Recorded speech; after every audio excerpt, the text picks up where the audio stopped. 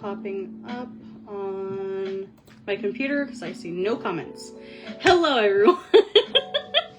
Hello, Patience. Hello, Billy Joe. Hello, Haley. How are you guys doing today? Hello, Carol. Alright, so because there's a couple of you guys already on, I'm gonna go ahead and jump into my notes and ask you, of course, questions. So before we jump in, I want to ask you guys, what do you know about shamanism? Do you know a little bit? Do you only know, you know, like the Native American portion? Like, what does shamanism mean to you beyond textbook definition? Okay, beyond textbook definition, because I will get into the actual definition, but I want to hear what you guys have to say first. Also, while we're at it, please, if the music is too loud, let me know. Please let me know, because I will turn it down. Aw, thank you, Maggie. My husband got it for me, because he knows I like shirts like this, especially if they have like raccoons or possums, or they're just like quirky little shirts like those. I'm not sure where he got it, or I would seriously tell you.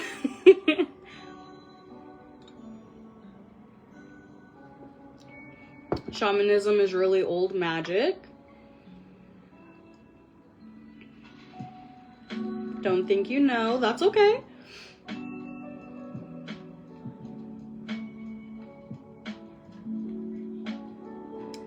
Very interesting you say like you feel that there's a darker element. Very interesting. All right, my lovelies, while you guys are typing out that question and the answers, I'm going to go ahead and jump into our notes for the day. So, welcome to Shamanism, my loves. So, again, this is how I practice. This is a collection of information. So please, if you want, take it with a grain of salt. You know, basically the little, you know, oh, what is it called? the basic little spiel I give. Because I want to be able to jump into this with you guys and just really give you as much as I can, as always. So, welcome to Shamanism, again. So the definition of shamanism is a very ancient belief and spiritual practice that involves connecting with the spirit world through rituals, ceremonies, and altered states of consciousness. It is centered on the idea that the physical world and the spiritual world are deeply interconnected. So shamans are spiritual healers, they are guides, they are mediators who work to bridge the gap in between humans and the unseen realms. I did touch a little bit on this in the Druid 101 live. So if you have not watched that yet, I encourage you to. I touch a little bit on it, but this is basically more in depth. But Druid 101 and Shamanism 101 can go hand in hand as well. So shamans are believed to possess very unique abilities, such as the power to travel between worlds, often through trance-like states, communicate with spirits, and restore balance and healing to individuals along with communities. In many traditions, shamans often act as the community's spiritual doctor, counselor, or even protector. So now that I have given you the definition, I'm very curious. What does the concept mean to you personally, just based on the definition?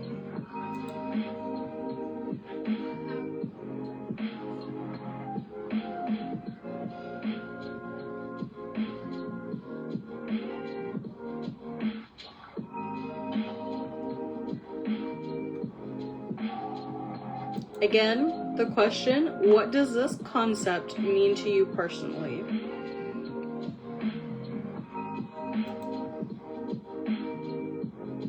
Oh, Well, thank you, love. I'm glad you enjoyed it.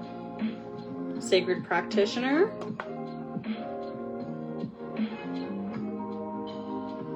Alright, lovelies, as you guys are answering, I'm going to go ahead and get back because I don't want to take up too much of your guys' time. So hopefully everything works with me. Alright, beautifuls. So, historical context of shamanism. So shamanism is, again, one of the oldest known spiritual practices, much like Druidism. What was I going to say? Hinduism, things like that. Like, it's a very old practice. Some might even say it's ancient.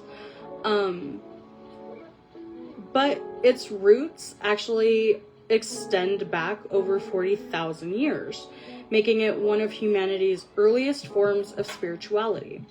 Across various regions and cultures, it's evolved and taken on unique forms, yet its core principles remain deeply interconnected. So what I mean by that is, if you relate back to my Druidism live, it was more word of mouth. There weren't very many historical texts to go upon. Versus shamanism, the reason why its core principles remain deeply interconnected is because they had those texts. They had that word of mouth. They had things that they could base off of and continue from there, if that makes sense. So let's get into the different, I wouldn't say different types, but definitely different regions of shamanism. So the first one up is Siberia. This place is often regarded as the birthplace of shamanism. The Siberian regions are home to some of the most well-known, documented, and ancient shamanic traditions, versus on the ones that we know are mainly Native American. But the word shaman itself actually originates from the Siberian Tungsik language, where it means the one who knows. And then, of course, like I just said, we have the Native Americans in North America, the tribes that mainly practice shamanism. I'm not saying all of them don't, but the main ones that are well known, however, are the Navajo, the Lakota, the Inuit, and they practice shamanism through their own spiritual leaders who communicated with animal spirits, ancestors, and the elements of nature. You have South America, where indigenous cultures, much like the Amazonian tribes, use sacred plants like the ayahuasca to access the spirit world and receive visions of healing. Then you have Africa shamanism. In Africa, shamans are also known for their healers and spiritual leaders. They also work very closely with ancestral spirits and engage in rituals to protect their communities and heal spiritual and physical alignments as well. Then you have Asia shamanism. These shamanic practices in regions are like Mongolia, Tibet, or even Korea, and these have been passed down through very many generations, where shamans often engage with mountains and nature, and even spirits for guidance and protection. The shared global theme of shamanism, however, is the connection between humans and the earth and the spirit realms, with the shaman acting as the facilitator, if you will, in the sacred relationship.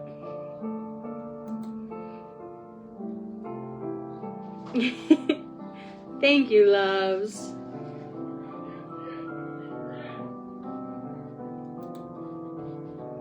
So, in this live, we're going to dive into the role of the shaman as a healer, teacher, and spiritual intermediary, the shamanic worldview, which includes beliefs in spirits, the soul, and natural world's spiritual essence, shamanic tools and rituals such as drumming, dancing, and sacred plants that are used to facilitate healing and communion with the spiritual realms, and the continued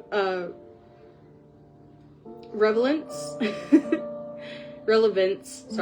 of shamanism, both today, both in indigenous cultures and even modern spiritual practices, offering wisdom, personal healing, growth, and the connection to the earth. So again, shamanism is not just an ancient tradition. It's a very ongoing and living practice that continues to shape and inspire spiritual seekers around the world. I'm trying to think of a good question because I have a lot of them written down. So let me see. What do I want to ask you guys?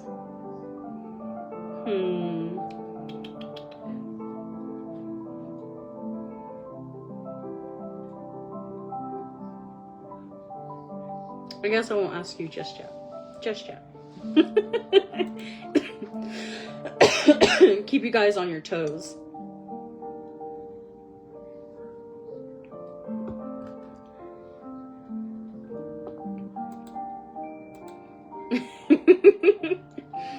Alright, so what is the role of a shaman? So the role of a shaman is multifaceted.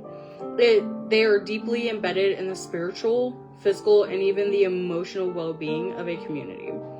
So shamans are often considered the bridge people because they connect with the human realm with the spirit world and are seen as the wise spiritual leaders with the ability to restore balance in all aspects of life. So let's get into the roles of what a shaman can do if they focus on one, or they can focus on as many of these roles as they wish. But the shaman as a healer, this is probably one of the most important roles a shaman plays, because it's not only a physical sense, but it's also spiritually and emotionally. So spiritual healing with shamans is they believe that illness and suffering arise from spiritual imbalances, such as a disconnected soul or a negative spiritual energy. But when someone is ill or struggling, the shaman works to restore their spiritual harmony by addressing these imbalances. This could involve clearing negative energy, guiding the person's soul back to alignment, or even interacting with spirit guides for healing assistance. Then there's the physical healing of it. Shamans also heal the body by performing rituals, using medicinal plants, or even guiding the person's energy flow. In some cultures, shamans are considered the spiritual doctors, diagnosing and curing ailments that are believed to be the result of spiritual disturbances, such as soul loss, curses, or even possession in some cases. You then have energy work. Shamans often work with energy fields, such as the unseen aura surrounding each person. But through rituals, chanting, and focused intention, they manipulate the energy to remove blockages and restore vitality. In many ways, the shaman is a holistic healer, integrating body, mind, and spirit into a unified approach to health and wellness.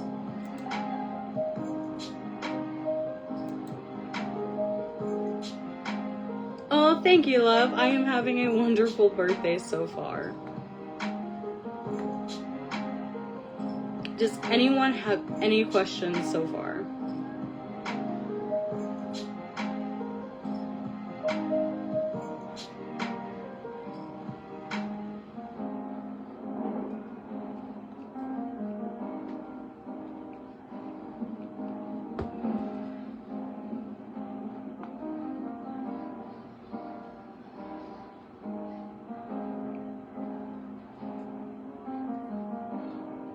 Here's your question, loves. So, my question to you is, what does it feel like in your body when your spirit is trying to get your attention?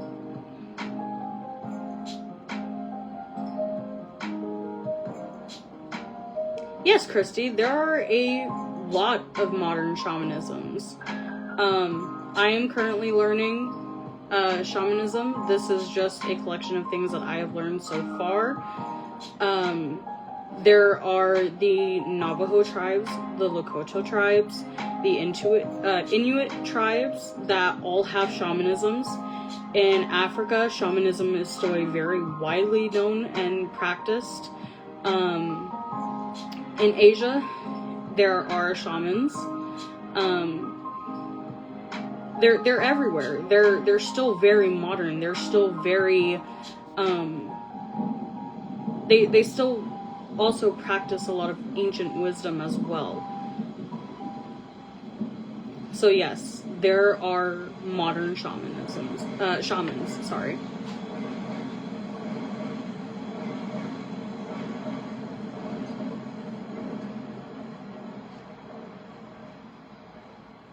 I am reading your guys' question. Or answers. Sorry, answers.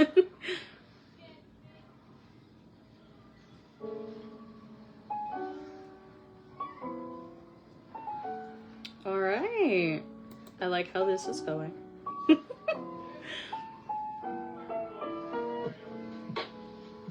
So, next is...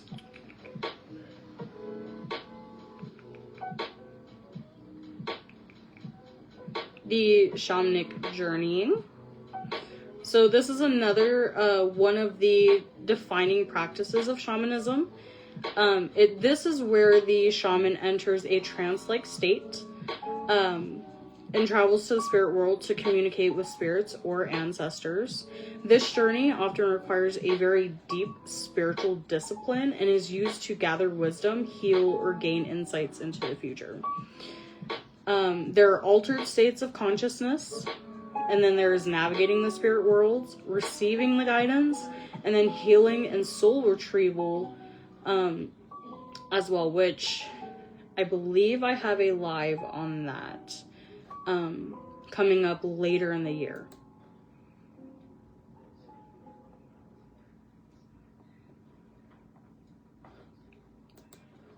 So let's go back to altered states of consciousness. So to enter the spirit world, shamans use methods like rhythmic drumming, dancing, chanting, or even ingesting sacred plants such as peyote, P-E-Y-O-T-E, or ayahuasca, A-Y-A-H-U-A-S-C-A.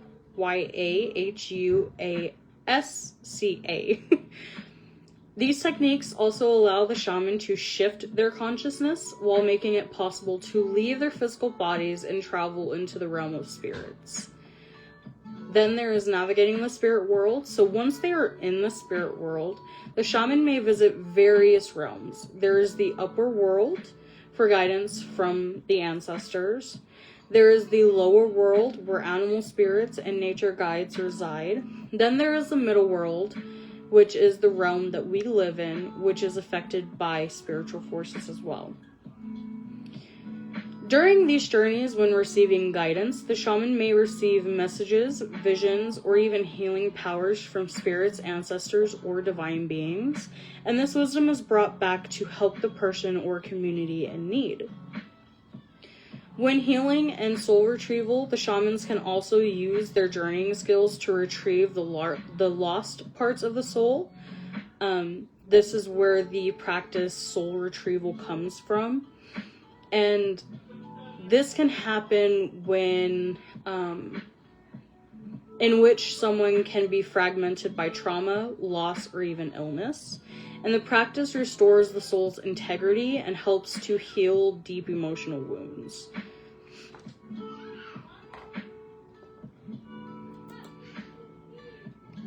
Just catching up on comments.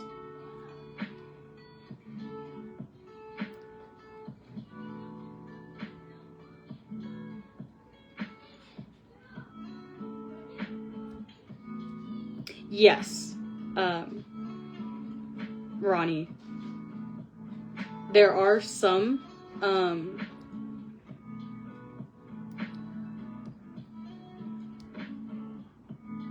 sorry, there are some, yes.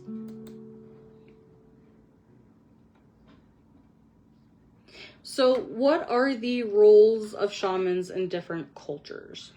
So shamans' roles can vary widely depending on their cultural context. But in nearly every society, and this is going not vaguely, but the well-known information of all of them. So that is why I said in nearly every society.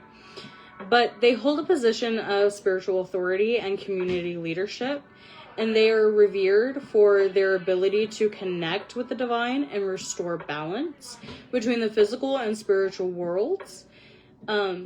We have the Siberian shamans that I touched on a little bit.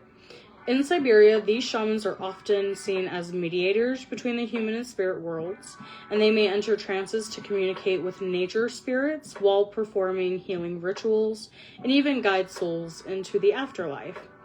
They are deeply connected to the land and animals, which they consult for wisdom and guidance. Then you have the Native American shamans. In Native American culture, shamans are known as the medicine men or women. They play a central role in healing, performing sacred ceremonies, and divining into the future. Many tribes have their own spiritual practices, but all focus on a deep connection to nature, ancestors, and animal spirits. For example, the Lakota have their role of a pipe carrier, while the Navajo perform ceremonial healing dances. You have these South American shamans. These are your Amazonian tribes.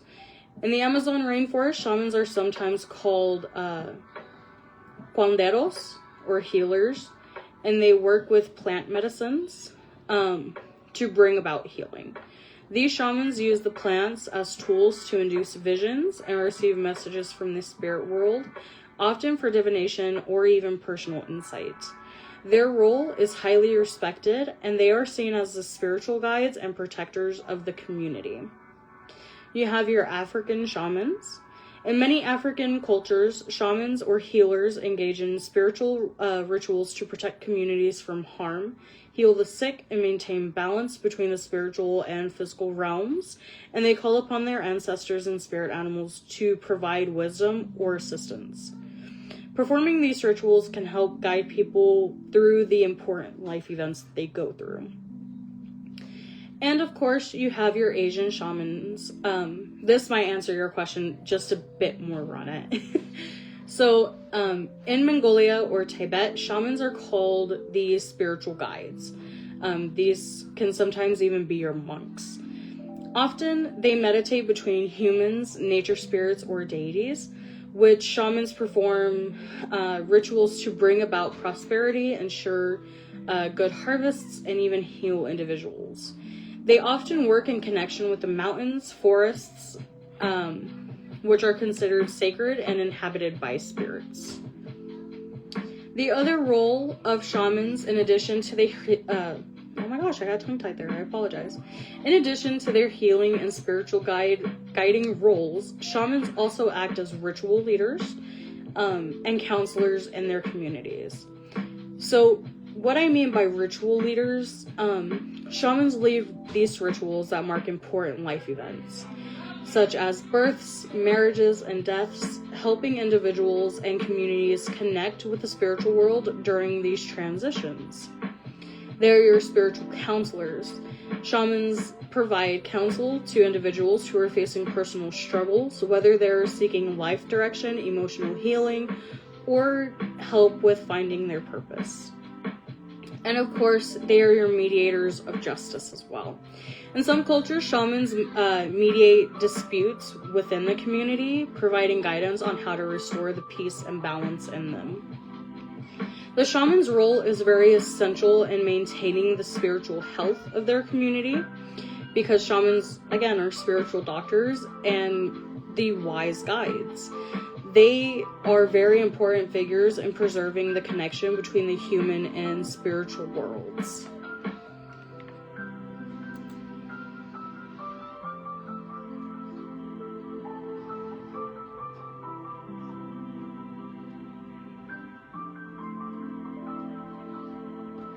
All right. Question. So, since we have gone over shamans and their roles and things like that, now I have to ask you, what is the difference between a healer and a shaman, based on what I've told you, or even in your own experience? I really want to know. I am determined to pick your guys' brains, okay? I'm very determined today.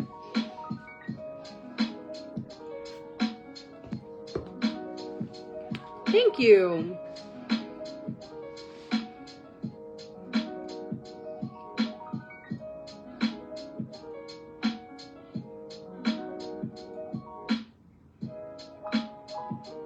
Okay, not all healers work with the spirit world.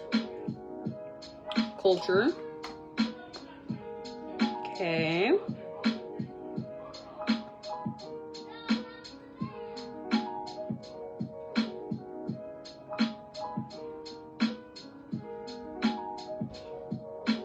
Alright, as you guys are typing, I'm gonna go ahead and move on, but I still want to see your answers.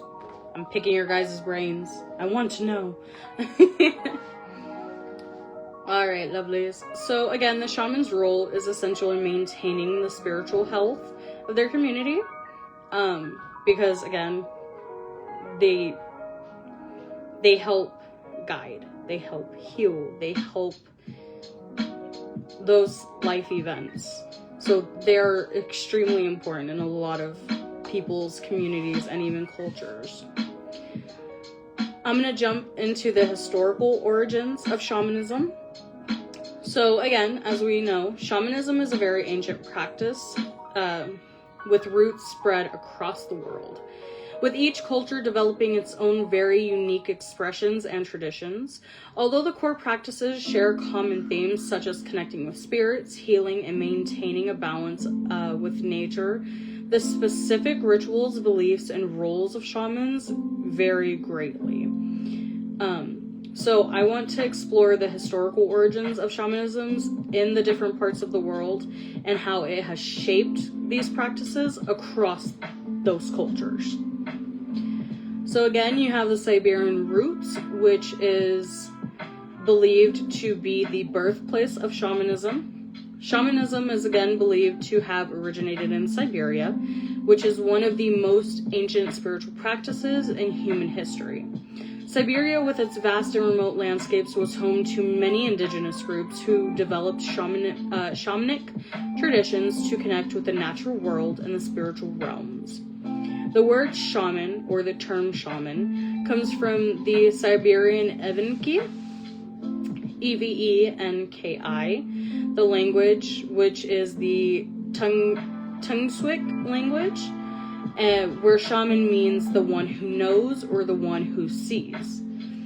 This reflects the shaman's role as a spiritual guide and the ability to perceive and communicate with spirits that most people cannot see. The spiritual practices in Siberia engage in journeys to the spirit world through rituals involving drumming, chanting, and sometimes even psychedelic plants, such as the Amentia muscaria mushroom, to reach these altered states of consciousness. These journeys are used to seek guidance from spirits, heal the sick, and bring harmony to the community. Animal spirits and nature. Siberian shamans believe in animism, which we went over in the Druid Live. Again, just in case, this is the idea that all living things, including animals, plants, and even rocks, have a spiritual essence. Shamans often work with animal spirits to gain wisdom or assistance. For example, the reindeer is considered a very sacred animal and is believed to guide shamans during their spiritual journeys. The shamanic healers in Siberia are the ones who do the addressing of physical, emotional, and spiritual ailments. They believe that illness can arise from spiritual imbalances, such as a disconnection from nature or the soul being lost. And thus, the shaman must restore harmony at that point. Then you have the shamanism in Americas, the connection to nature and spirits. Across the Americas, indigenous cultures have long practiced shamanism with the emphasis on spiritual guides and animal spirits and the ceremonial rites that maintain harmony with the earth. Shamanism in the Americas often involves deep connections with the land, ancestors, as well as the reverence for animals that are seen as spirit guides. Native American shamanism tribes are these, oh, I hate that I might mispronounce this. The Sioux, S-I-O-U-X, sorry. The Navajo and the Cherokee tribes. Of course, there could be very many more, but these are just the examples I wanted to include. They have a very rich spiritual tradition rooted in shamanism. For these tribes, shamans, again, they are often called the medicine man or woman. They serve as healers and spiritual leaders, using plants, dreams, and visions to provide guidance. Animal spirits is one of the most known aspects of Native American shamanism and is the concept of animal totems. Each person is believed to have a guardian animal spirit that offers protection, guidance, and wisdom. And these animals, like the eagle, symbolizing vision, the bear, symbolizing strength, and the wolf, symbolizing intuition, are considered very sacred.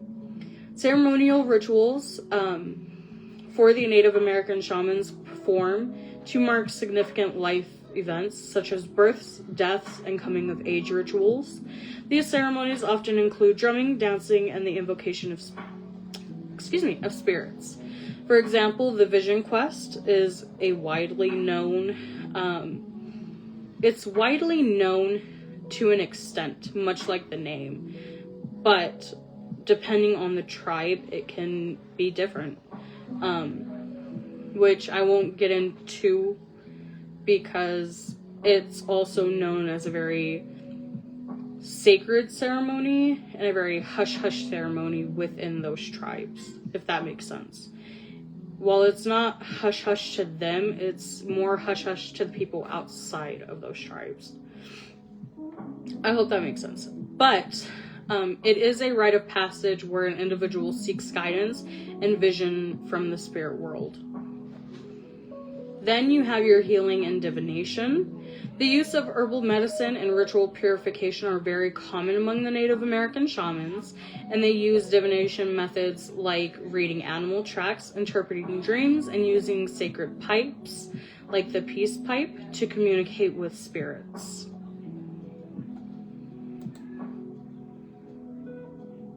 Thank you, Erica. For the life of me, I can never pronounce it. Thank you, love. I appreciate it.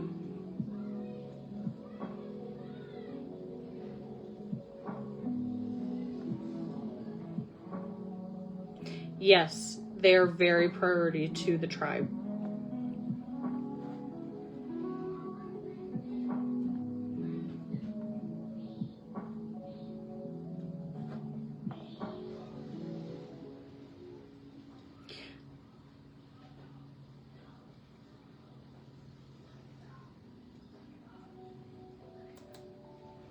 I will look it up for you, because I know what it is.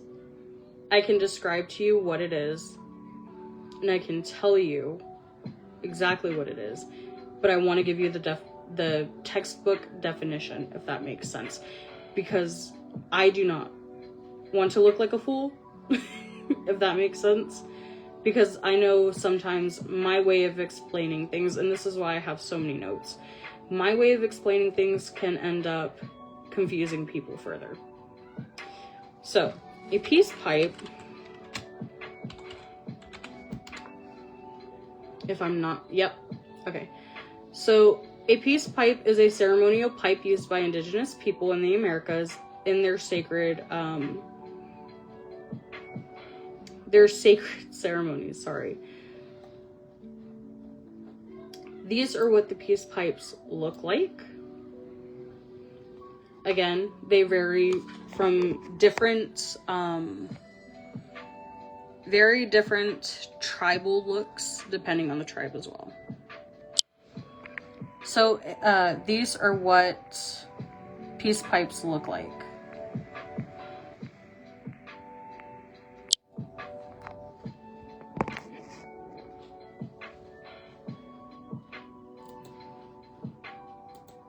I hope that answered your question, love.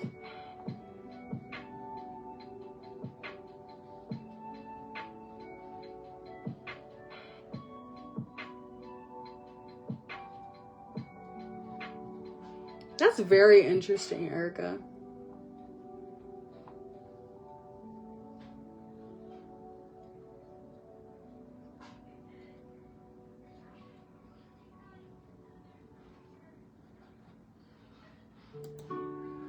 Okay, just making sure, love.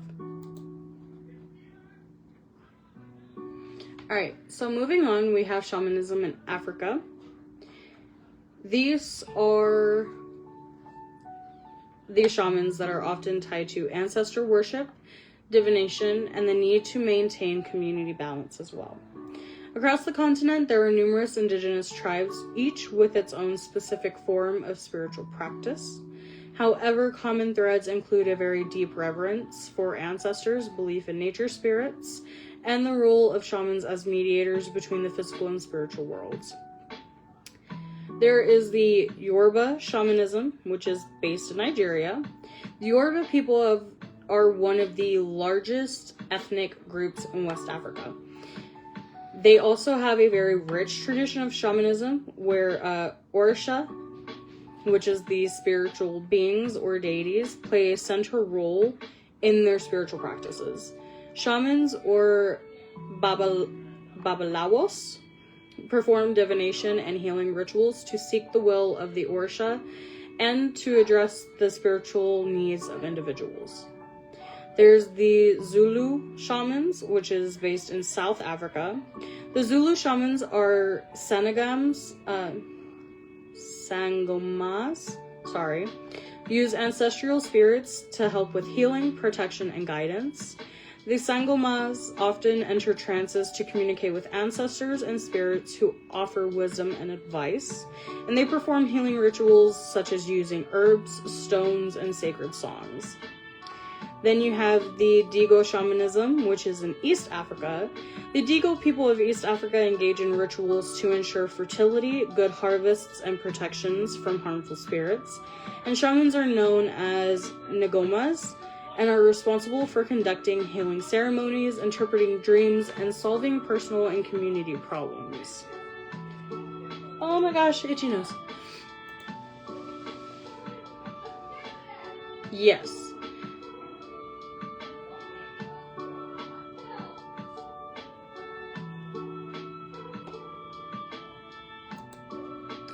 Alright, loves. So now jumping into shamanism in Asia. These are your ancestor worships and nature spirits. So shamanistic practices in Asia have flourished for centuries. They are deeply connected to ancestor worship, the reverence of nature spirits, and the need for rituals to ensure good harvests and fertility. Countries much like Mongolia, China, Korea, and Tibet have a long-standing tradition of shamanism with unique spiritual beliefs and practices as well. In Mongolian shamanism, they are seen as spiritual mediators who communicate with the spirits of the land, sky, and ancestors. Mongolian shamans often work with the horse spirits and engage in horseback rituals to seek protection, healing, and guidance.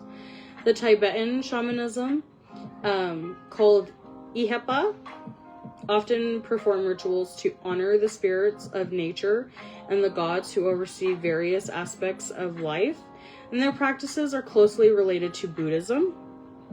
And shamans are often seen as healers who use chants, mantras, and prayers to bring healing and blessings. You have Korean shamanism or Muism. In Korea, shamans are known as mudang and serve as spiritual leaders who guide individuals through life's challenges. They perform rituals to honor ancestors, invoke spirits for protection, and ensure fertility and good harvests. Korean shamans use drums, dances, and offerings to communicate with the spirit world as well. Then you have Chinese shamanism.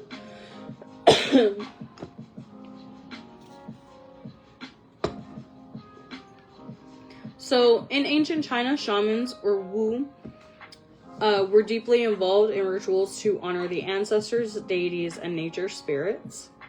Chinese shamanic practices were often linked to Taoism, and shamans acted as spiritual advisors, offering guidance on matters such as health, relationships, and personal destiny as well.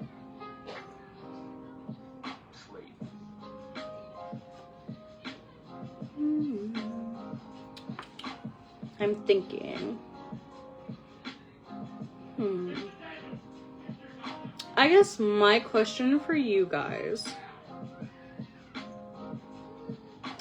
Here we go. And I don't mean this disrespectfully. I never mean anything disrespectfully. But here is what I want to, ask you guys. And I want you to put the, how would I put this? I want you to put the gatekeeping and the cultural appropriation aside. And the reason why is due to the fact that there are so many. As we've gone through the beginning of this, and even now, you see that there are so very many different types of shamanisms and shamans and things like that, not just native. So, based on that, which is why I included all of them, based on that, I want to ask you guys, where did it go? I just had it. Hold on.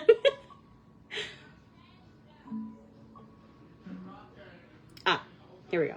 Okay, ready? Does the spirit choose the shaman, such as your spirit?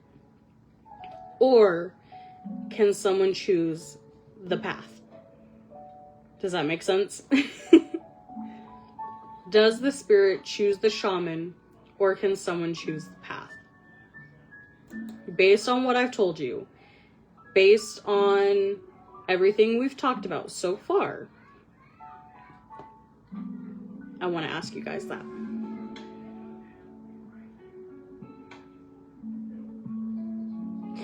No problem, love. You have a beautiful rest of your day.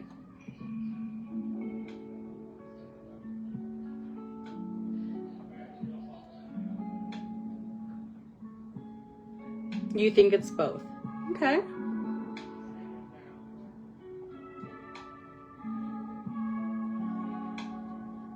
By the way, I am just absolutely loving your guys' answers.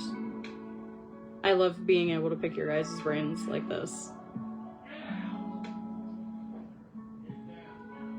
Both? A calling like priesthood? And I wholeheartedly agree. I believe that because there's so much variety, and there's so many different cultures and so many different types. When I first started going into this topic, I was very iffy. And the reason why is because the cultural appropriation. I did not want to offend anybody or, anything like that when I started learning. But as I started to slowly start deep diving into the topic and the books that I found, which we'll get into much later at the end of the video, it was very eye-opening for me to be able to learn as much as I did, as much as I have, because I'm not done with it. I'm still going.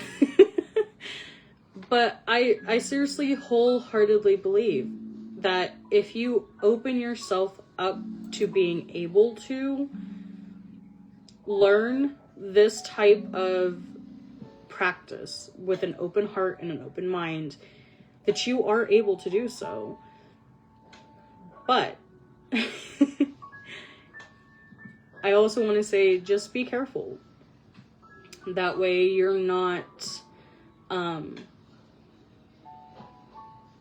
treading on anybody, if that makes sense. Oh my god, I sound very Texan saying that. Oh, but that's just how I feel. As long as you're not treading on anybody or anybody's culture, there are ways to learn. But I wanted to be able to give you guys as much history and things like that as I normally do, as I normally can.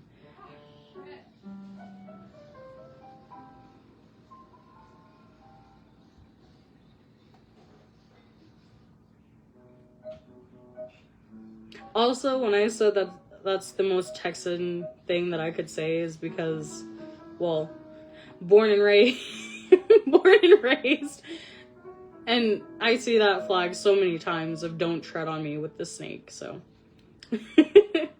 Yes, and that, guys, Maggie, that is what I really do try to give you guys in all of my lives, is do your own research. Don't ever assume that what I say or what I do in my own practice is the right way to go, the only way to go. We are so very different and so very, very talented in our own ways. So don't ever assume that, you know, don't ever assume anything in your craft, ever. But yes, always do your research.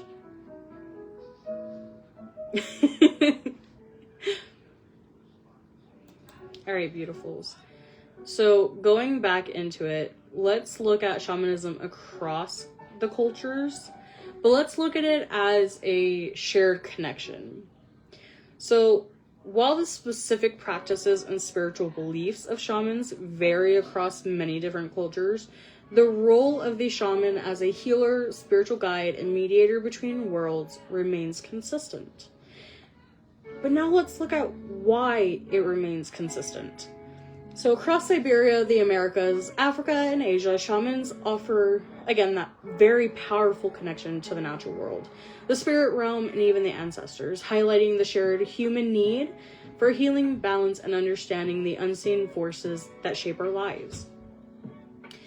The core beliefs of shamanism, again, and you're gonna hear me repeat this, and if you ever get tired of me repeating things, just tell me hush. But shamanism, again, is not just a spiritual practice. It is a worldview that shapes how shamans and their communities understand the universe, nature, and human existence. Across cultures, core shamanism, shamanic beliefs emphasize the interconnectedness of all things, the existence of the spirit world, the ability of the shaman to journey between realms for healing and wisdom. So now let's explore these in a greater depth. So spirits in the spirit world, at the very heart of shamanism, and you're going to hear me get so passionate about this, I apologize in advance, but at the very heart of shamanism is the belief that a spiritual realm exists alongside the physical world. The unseen world is populated by very many different spirits, ranging from ancestral spirits to nature spirits to deities or even mischievous entities. But the key aspects of that spiritual world is the interconnectedness of the worlds. Shamans believe that the spirit world is not separate from our own, but rather coexists with it. Spirits influence human lives, such as guiding, protecting, and even causing harm. Shamans act as the mediators, maintaining the balance between the humans and spirits. Then you have the spirit communication, where the shamans develop relationships with spirits through rituals. Whether it's chanting, drumming, or even offerings, they all seek guidance from spirit allies, who provide knowledge, warnings, and even healing energies. Then you have guardian spirits. Many shamans work very closely with personal spirit guides, who may take the form of animals, ancestors, or even celestial beings. These spirits offer wisdom and protection during these shamanic journeys. Then, let me catch my breath. Okay. Then you have the possession and spiritual influence. Some traditions believe that these spirits can possess individuals, leading to illness or misfortune. Shamans perform cleansing rituals to remove harmful spirits and restore that balance. The shamanic practice soul retrieval, which we will get into much later in the year. Shamans believe that the trauma, fear, or grief of these spirits, or even one that it can be caused by spirits, or it can be caused by experiences that you've had within your own life. And again, that could be trauma, fear, grief, or even, just misfortune in general. This can cause pieces of a person's soul to become lost or trapped in the spirit world. Through soul retrieval, a shaman journeys to the spirit world or spirit realm to recover these missing pieces and restore emotional and physical well-being. I want to say this, and this is why I brought up just a little snippet of it. My life has not always been rainbows and kittens and puppy dogs and all things good. I've lost a lot of very important people to me. I've had trauma. I fear a lot of things. And I can wholeheartedly say I am missing pieces of myself. Whether it be past pieces or, just, I can feel that something is missing.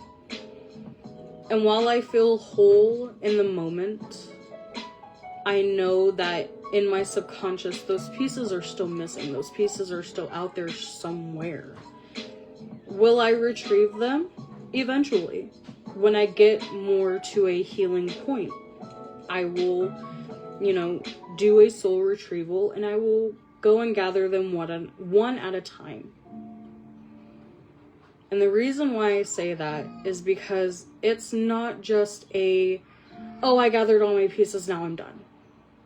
It is a very long, lengthy, shadow work inducing, very, very pain-ridden journey. Especially if you're doing it on yourself. And the reason I say that is because when you are bringing back those pieces of your soul that have the trauma, that have the fear, that have the grief, that have the misfortunes,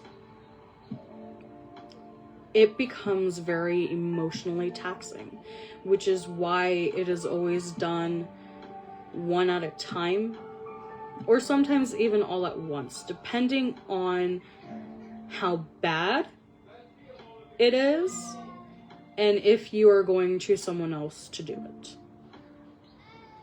That's all I'm going to say.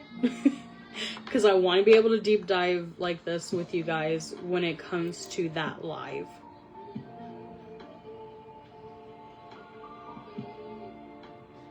I hope that made sense and I didn't just word vomit all over you guys.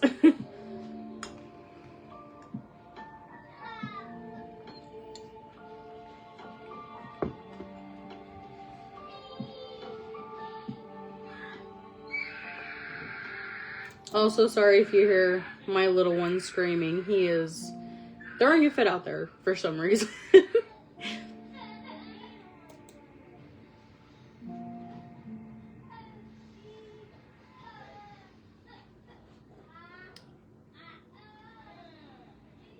So, here's my question for you guys now.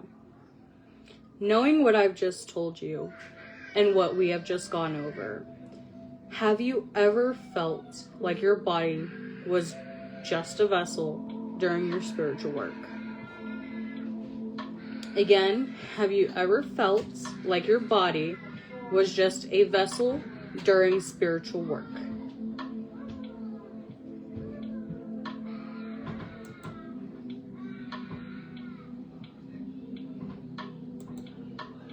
I'm very curious, my lovelies. Also, let me know if I'm going too fast. I am always stressing about if I'm going too fast.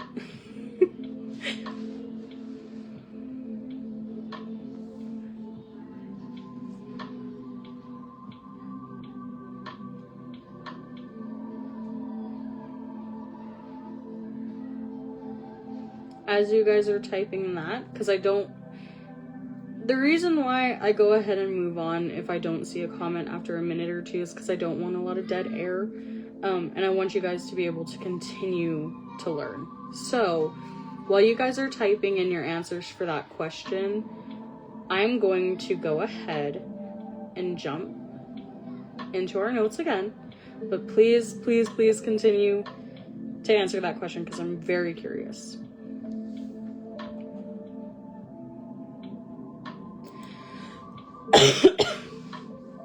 So again, I know you guys are probably tired of me saying this, but animism, you guys heard it multiple times across multiple sections of my notes in my Druid Live. But again, just in case, animism is the spirit in all things. Shamanism is very deeply rooted in animism. It is the belief that everything in nature possesses a spirit and a consciousness. This includes trees, rivers, mountains, and animals, and even stones. The living universe, which are your plants and trees. Many shamans believe that plants have wisdom and healing abilities. In the Amazon, for example, the shamans work with plant spirits like the ayahuasca. I can never say it right. Huasca,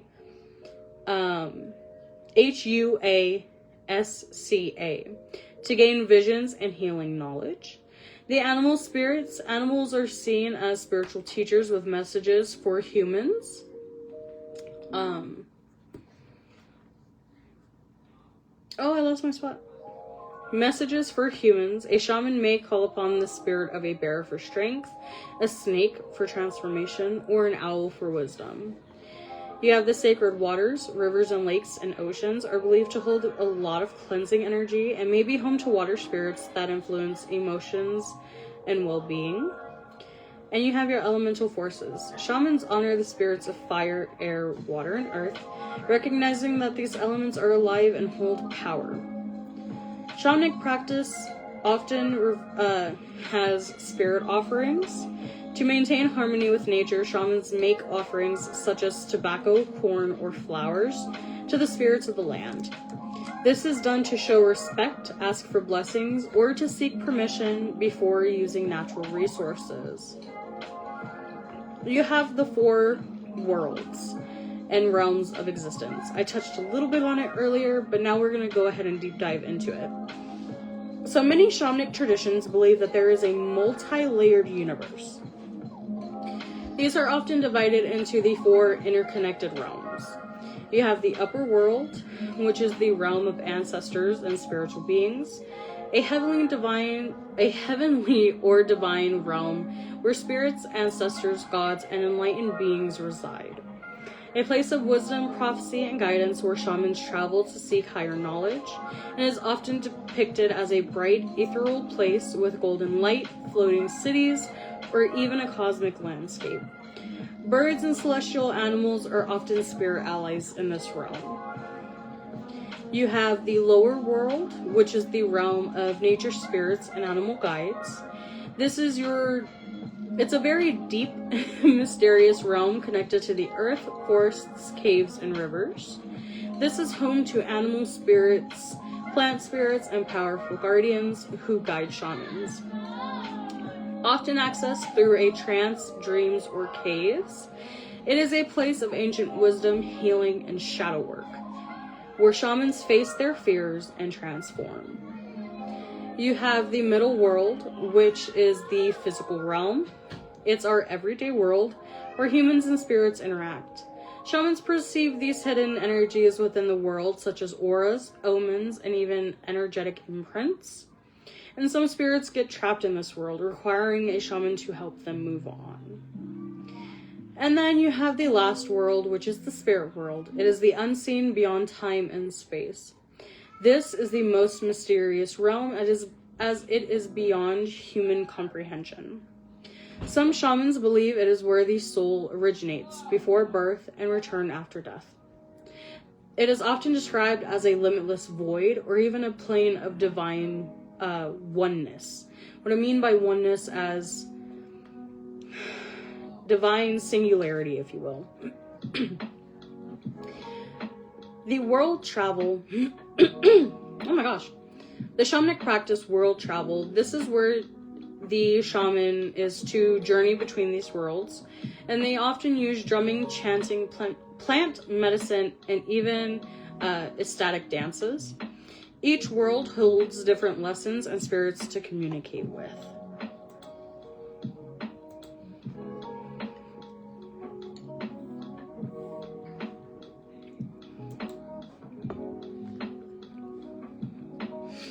So let's talk about the soul and spirit, which is the essence of life.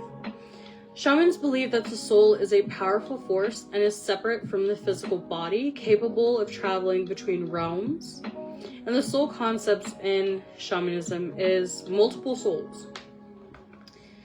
So, what I mean by that is some traditions believe that humans have more than one soul. That one stays with the body and another travels in dreams and visions.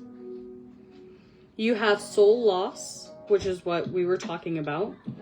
This is your trauma, grief, or even spiritual attack that can cause parts of the soul to become disconnected. Please, ladies, I'm not a medical professional, but this can lead to depression, illness, and a sense of emptiness. Then you have reincarnation. This is a huge one that it has been instilled in my little brain since before I was born. Like, that is how bad. Well, I wouldn't say bad, but that is how many times me and my mom have had this conversation.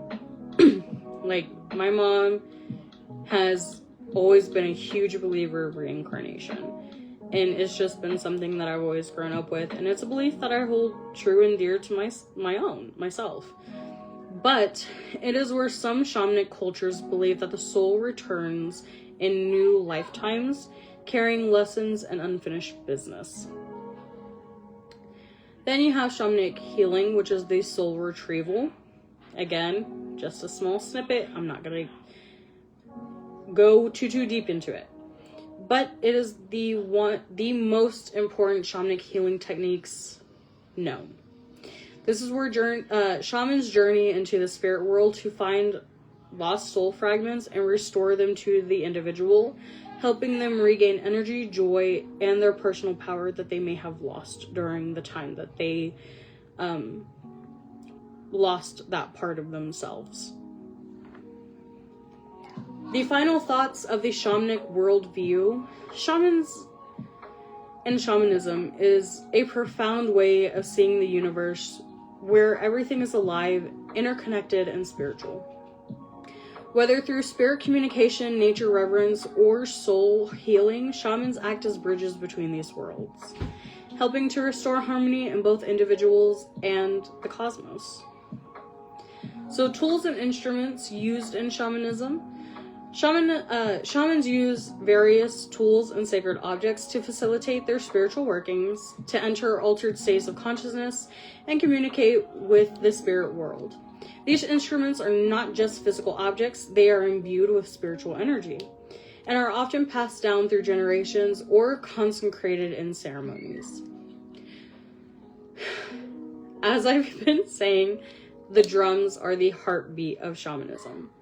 Drumming is one of the most essential tools in shamanic practices, used to induce a trance-like state to facilitate journeys into the spirit world. The steady rhythm of the drum mimics the heartbeat of Mother Earth, helping the shaman align with universal energies. How drums are used in shamanism, which I will let you guys read this in my personal notes when I post them in Google Classroom, but I am going to give you how they are used. So, of course, shamanic journeying, healing and energy work, calling spirits and ancestors, community ceremonies. And of course, they're sacred across all of these cultures as well. North America, indigenous shamans use a large frame drum, often decorated with animal spirits or spirit markings, or even markings that are sacred to that tribe. In Siberia and Mongolia,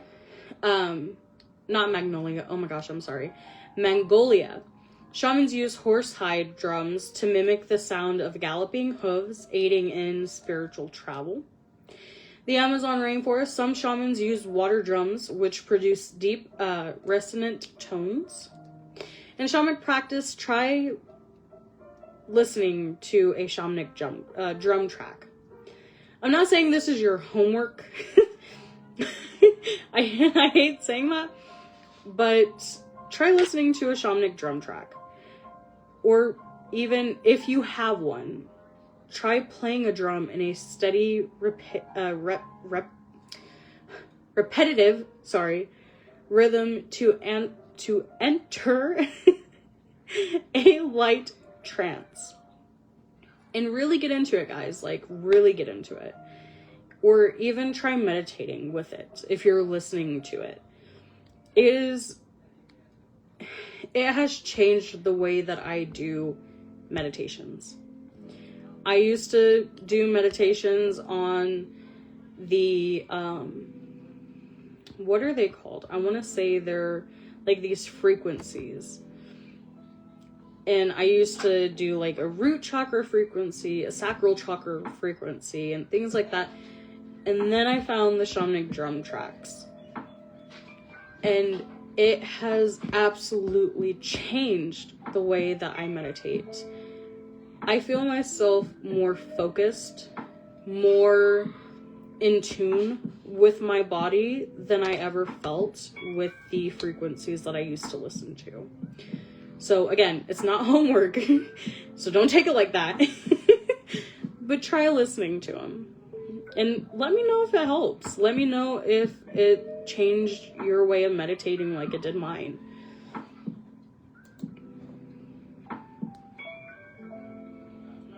Oh, Maggie, I would love to... Oh, I'm jelly. I'm jelly of you. I would love to just be able to attend one in person. Yes, Haley, I have had the pleasure of attending a couple of sacred dances. I used to be in Job Corps, where I got to meet a tribal chief and participate in one of their dances for, what was it? I want to say it was for good spirits. I can't quite remember the, I remember it well. I have pictures of it, and it is one of my favorite things that I ever got to participate in. Oh, I am jelly of you guys. I really am. Alright, loves. So, the second one is rattles. These are your spirit callers and energy shakers. Rattles are powerful sound tools used to shift energies, invoke spirits, and mark significant moments in rituals. They are often made from gourds, bones, shells, or beads with sacred symbols or feathers attached. Uses of rattles in shamanism and summoning spirits and guides, energy clearing and purification, making ritual transitions and healing vibrations. Shamanic practice, you can try shaking a rattle around your body or in a space that feels heavy to break up that stagnant energy. You have feathers. Again, they're very widely used across these cultures, but however, here in America, we have a very strict law. I believe it is the predatory bird law? I want to say. I believe that's the one that we have to worry about the most. So be careful just picking up feathers. But feathers are a big one.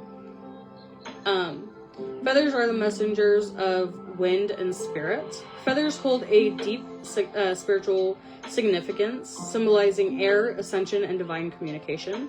Different feathers carry different energies, and depending on the bird they come from. How the feathers are used in shamanism: there is energy, cleansing and smudging, blessing and protection, communication with the higher realms, and channeling the spirit of the bird. The main ones that are used across the cultures are eagle for strength, vision, and wisdom; owl, intention, mystery, and guidance; hawk, clarity, foresight, and protection. Again, please be very careful, because we have a very, very strict law on bird feathers here in America. So, I believe you have to have a very special license, or you have to be gifted them. Like, it's so strict, guys, so be careful. A shamanic practice for this one, however, is find a feather and use it to gently fan your energy field, clearing stagnant energy and inviting spiritual guidance. Next, we move on to sacred objects and power items. Shamans use a variety of sacred tools that hold spiritual energy, acting as conduits for healing, protection, and divination. Common sacred objects and their uses are crystals and stones, used for healing, grounding, and energy amplification. I put some examples. I don't want to waste your guys' times. Bones and skulls, herbs and plant medicine, spirit masks and clothing, and even animal talismans. Shamanic practice for this one is you can create your own power bundle. I want to say Cheyenne did a very wonderful live. I really have to go back and watch it. But she did a damn beautiful live on what a medicine pouch is and how to make your own. So you can 100% go and watch that. This one is meaningful with stones, herbs, or even small sacred objects that resonate with you and your spiritual path. The final thoughts on the power of shamanic tools is every tool in shamanism serves a very specific purpose. So whether it's for journeying, healing, protection, or divination, these objects are not just physical items, they are extensions of the shaman's spirit, holding deep ancestral and cosmic energies. Shamanic rituals and ceremonies are very sacred practices. They are designed to heal, connect with spirits, receive divine guidance, and maintain harmony with nature. These rituals vary across cultures, but they all share a common theme, such as altered states of consciousness, drumming, chanting, and offering to spirits. So let's explore some of the most powerful and transformative shamanic ceremonies. There is the healing ceremonies, restoring body, mind, and spirit. Healing at the core of shamanic practices, addressing not just physical ailments, but also emotional, mental, and spiritual imbalances. The key elements of a shamanic healing journey is drumming and chanting, energy extraction, sacred fire rituals and renewal, and plant medicine and herbs. Smudging and smoke cleansing, water blessings, and again, you guys can read that on your own in my notes. If you are feeling, for this shamanic practice, if you are feeling emotionally, physically unwell, try a simple self-healing ritual by lighting a candle, burning cleansing herbs, and setting an intention for healing, which I put the definitions and stuff.